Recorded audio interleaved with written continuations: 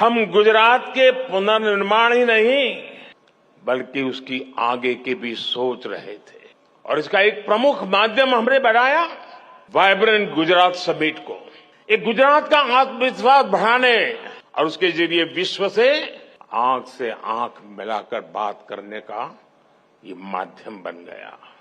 सहरा से मुंबई तक आधुनिक अमृत भारत ट्रेन शुरू होने से हमारे श्रमिक परिवारों को बहुत सुविधा होगी। देखिए, मोदी जी अभी आए मधुबनी में। मोदी जी ने मधुबनी में कहा, हमारी बात तो मत चाहिए, वीडियो जाकर देख लीजिएगा, कि सहरसा से बॉम्बे जाने के लिए एक नई आधुनिक वंदे भारत ट्रेन चलेगी जिससे बिहार के श्रमिक परिवार के बच्चों को जाने में सुविधा होगी। जरा इस बयान को सुनिए। मोदी जी कह रहे हैं कि सहरसा से एक और ट्रेन तुमको देंगे जिस पर बिहार के बच्चे जानवरों की तरह बैठकर यहाँ से मजदूरी करने गुजरात और बॉम्बे जाएंगे। हेलो, मोदी जी ने जो कहा वो गलत नहीं है। गलत ये है कि पूरा बिहार का आदमी ताली बजा रहा है कि मोदी 4 को और ट्रेन दिए है, देखो कितना विकास हो रहा है। पत्रकार लिख रहा है, मोदी को बिहार की सौगात 4 नया वंदे भारत मिला। हम आदमी हैं जो कह रहे हैं इसका विरोध करते हैं। हम लोग को ऐसा ट्रेन नहीं चाहिए जिस पर हम लोग के बच्चे मजदूर बनकर गुजरात में जाएं और वहां मजदूरी करें। आप हमको मोदी जी का एक भाषण सुनाइए गुजरात में जहां उन्होंने ये कहा हो कि गुजरात से एक नई ट्रेन चलेगी जिस पर गुजरात का श्रमिक परिवार का बच्चा महाराष्ट्र में जाएगा नौकरी मजदूरी करने।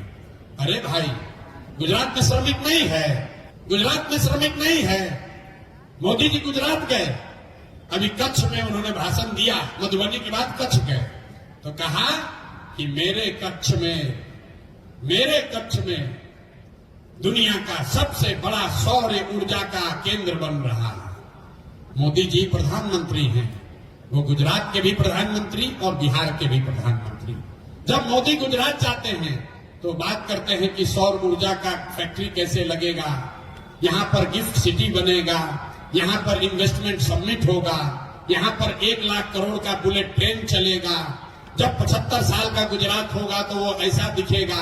वही मोदी जब बिहार में आते हैं, मोदी वही हैं, अब बिहार में आते हैं तो उनका भाषण सुन लीजिए।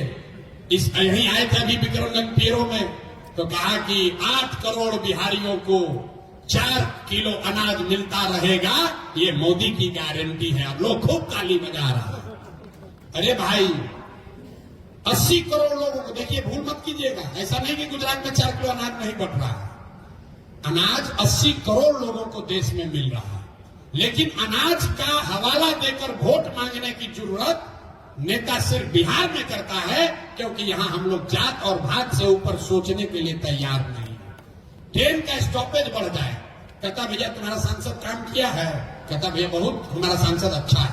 आरा में 2 सुपरफास्ट के पहले स्टॉपेज ना रहे, हो गए। यही है आपका एक्सपेक्टेशन कि पहले भैया ट्रेन बक्सर में रुकत रहे, पटना से चल के संपूर्ण क्रांति, अब औरों में स्टॉपेज हो गई सांसद जी के कृपा से।